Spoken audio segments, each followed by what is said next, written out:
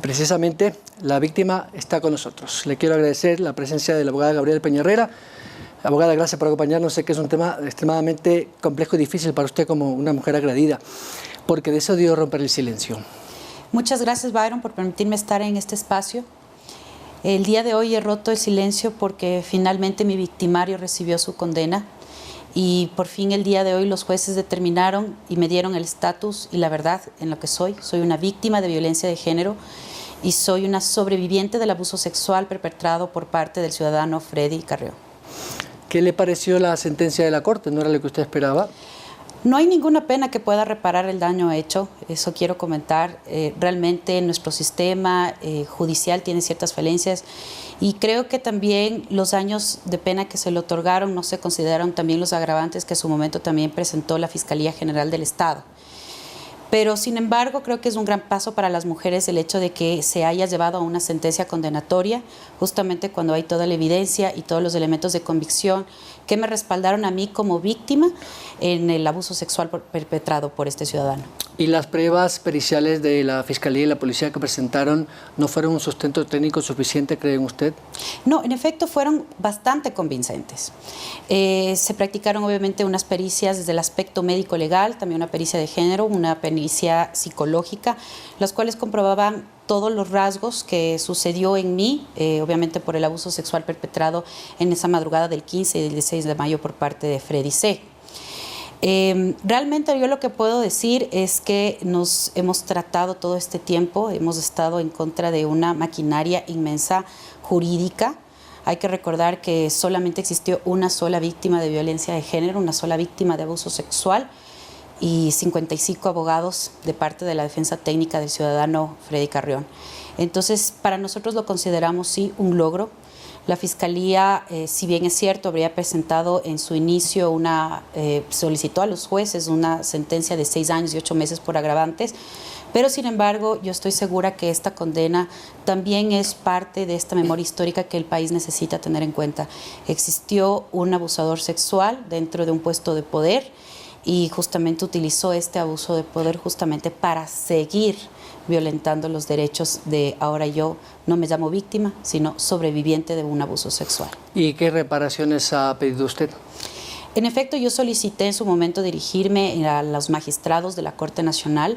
Lamentablemente no se me permitió el acceso justamente con el fin de precautelar un principio de no revictimización. Sin embargo, yo hice público también a la Fiscalía y a mi defensa técnica un pedido bastante particular. Más allá de la reparación económica que nos asista a las víctimas de abuso sexual, en la cual corresponde justamente a los peritajes médicos, psicológicos y psiquiátricos, esa cifra no las determinamos nosotras las mujeres sobrevivientes, eso lo determinan justamente los tratamientos psiquiátricos futuros que tenemos que seguir.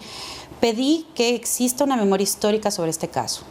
En su momento conversé con la Fiscalía y con mi defensa técnica particular para solicitar a los jueces de la Corte Nacional que se integre dentro de la sentencia la colocación de una placa en todas las dependencias de la Defensoría del Pueblo a nivel nacional, con la siguiente leyenda: por la defensa de los derechos humanos y por las víctimas de violencia de género, ni un solo agresor más.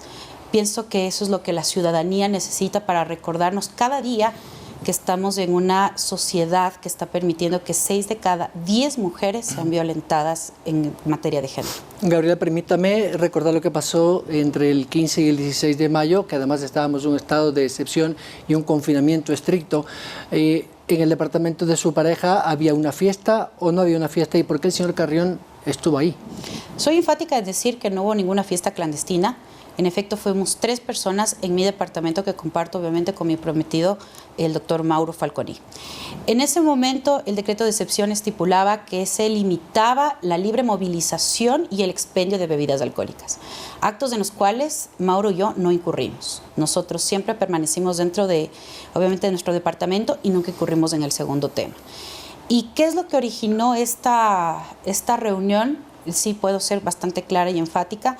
Mauro conoció al ciudadano Carrión, en efecto, hace más allá de unos 8 o 9 años, cuando mi prometido se desempeñaba como presidente de la Cruz Roja Ecuatoriana en Santo Domingo de los Áchilas, mientras que él fungía como secretario general de esa institución. Entonces, obviamente fueron pasando los años siempre en el aspecto laboral, no en el aspecto de amistad, mientras que obviamente sucedían sus diferentes cargos.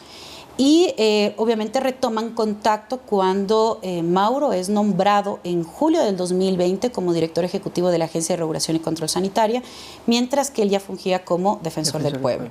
Obviamente hay que recordar que dentro de la ley se estipula que todos los temas de defensa al consumidor, en tema, por ejemplo, de medicamentos, tienen que procesarse a través de la Defensoría del Pueblo y también obviamente ARSA para que inicie su investigación. Entonces ellos siempre tuvieron una colaboración institucional mutua en ese aspecto.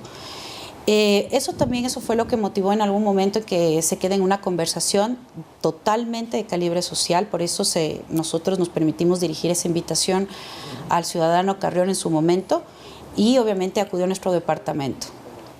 Ahora, dice el señor Freddy Carrión que habría sido intoxicado, que le habrían dado una bebida o alimentos con droga, es decir, que no se acuerda de nada.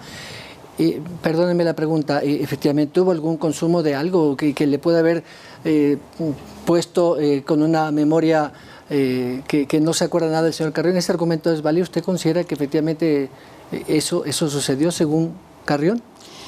Son bastante enfáticas en decir que ni siquiera su propio médico particular, quien compareció en la Asamblea Nacional, que fue obviamente atendido después de mi proceso, mi suceso de abuso sexual, fue enfático en decir que no había encontrado en su sangre ningún tipo de sustancia estupefaciente. Y esa misma declaración se presentó también dentro del proceso de fiscalización de la Asamblea Nacional. El mismo médico fue a comparecer en la Asamblea Nacional diciendo que no había encontrado ninguna sustancia estupefaciente. Además, Fiscalía lo que hizo sobre todo es salvaguardar toda la escena del crimen, justamente para recabar todos los elementos de convicción. Y en todos los elementos de convicción, ni en los vasos, ni en ningún tipo de bebidas o ningún tipo de botellas se encontraron ningún tipo de sustancia. ¿Cuál es esta versión que dice ahora mi victimario? Fue justamente tratar de encubrir sus actos atroces, el abuso sexual que fue perpetrado hacia mí, justamente para decir que no se acuerda de nada.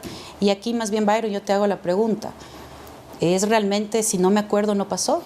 ¿Eso exime la responsabilidad del abuso sexual que él perpetró hacia mí? Esa es una pregunta que siempre quiero dirigir. Hay un tema también que quiso vincular el ahora sentenciado, los $47.000 que él decía que podrían tener alguna vinculación con pruebas PCR y las vacunas en el tiempo que el doctor Falconi fue ministro. ¿Qué es de cierto de eso? No hay relación ninguna. En efecto, los $47.000 corresponden a ahorros mutuos míos y de mi pareja. Y lamentablemente tengo que decir que todo este proceso todo este crimen perpetrado hacia mí de abuso sexual realmente destruyó nuestro plan de vida. Nosotros teníamos hasta una fecha marcada para nuestro matrimonio, el 16 de octubre, que lamentablemente pasó durante este proceso judicial. Entonces, en su momento ya fueron reclamados a la Fiscalía General del Estado presentando todos los justificativos correspondientes, declaraciones de impuestos, obviamente la licitud de fondos, y Fiscalía obviamente abrió una investigación a la cual estamos a la espera para su devolución, hasta la finalización de esa investigación. Ahora, el señor Carrión dice que también va a apelar. Me imagino que algunos de los 55 abogados... Tal vez tenga una idea usted de por qué 55 abogados están detrás del señor Carrión. ¿Usted piensa que hay algo más adicional de una defensa particular? Yo creo que hay intereses políticos y económicos muy importantes detrás de este caso que se lo mediatizó y se lo politizó principalmente. Recordemos que en la Asamblea Nacional, apenas con 5 votos salvados, el ex defensor del pueblo fue destituido de su cargo.